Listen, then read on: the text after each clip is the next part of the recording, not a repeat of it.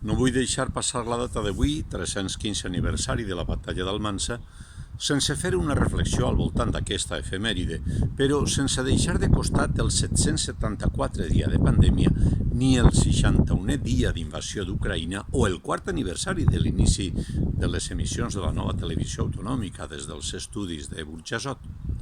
Aquesta data històrica, la que ens recorda que quan el mal ve d'Almansa a tots alcança, em fa pensar en l'espionatge amb el sistema Pegasus, un espionatge que res té a veure amb l'encomanat pel govern contra aquest partit o contra aquell altre. És un acte hostil d'Espanya contra qualsevol pessic d'independentisme a qualsevol nacionalitat peninsular.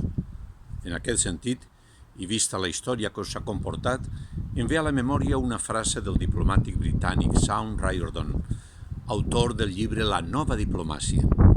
Si voleu ser independents, comporteu-vos com a un país independent. Doncs això.